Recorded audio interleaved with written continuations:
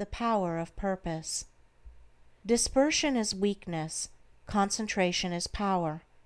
Destruction is a scattering, preservation a uniting process.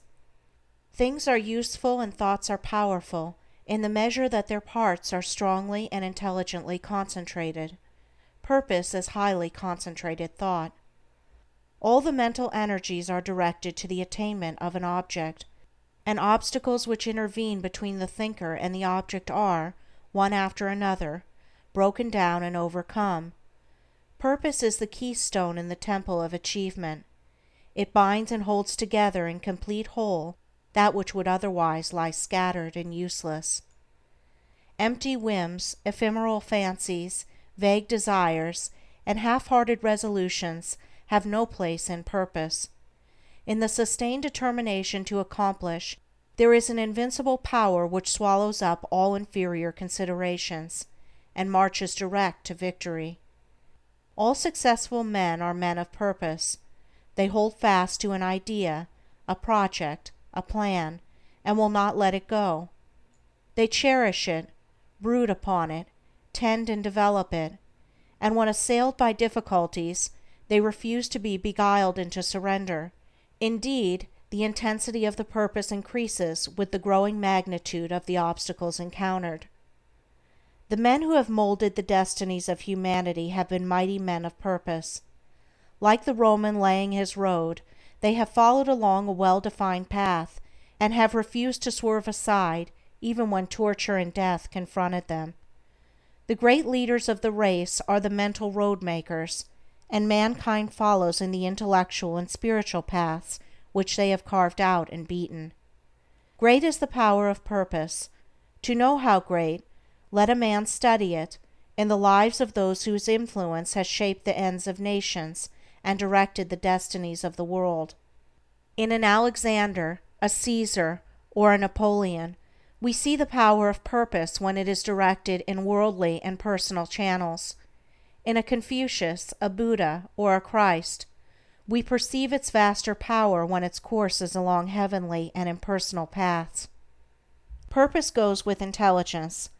There are lesser and greater purposes according with degrees of intelligence. A great mind will always be great of purpose. A weak intelligence will be without purpose. A drifting mind argues a measure of undevelopment. What can resist an unshakable purpose? What can stand against it or turn it aside?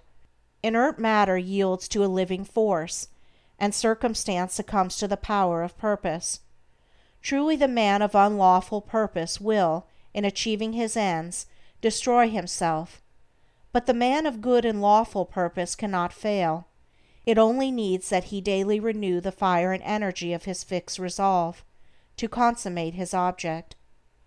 The weak man, who grieves because he is misunderstood, will not greatly achieve.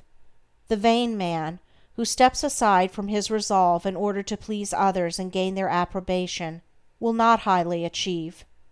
The double-minded man, who thinks to compromise his purpose, will fail.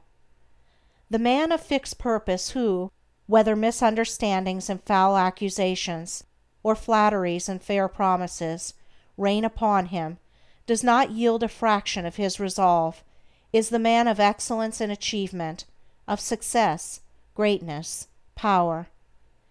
Hindrances stimulate the man of purpose. Difficulties nerve him to renewed exertion. Mistakes, losses, pains do not subdue him, and failures are steps in the ladder of success, for he is ever conscious of the certainty of final achievement. All things at last yield to the silent, irresistible, all-conquering energy of purpose. Out of the night that covers me, black as the pit from pole to pole, I thank whatever gods may be for my unconquerable soul. In the fell clutch of circumstance, I have not whined nor cried aloud. Under the bludgeoning of chance, my head is bloody but unbowed.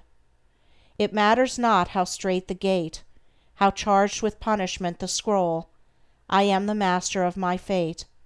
I am the captain of my soul.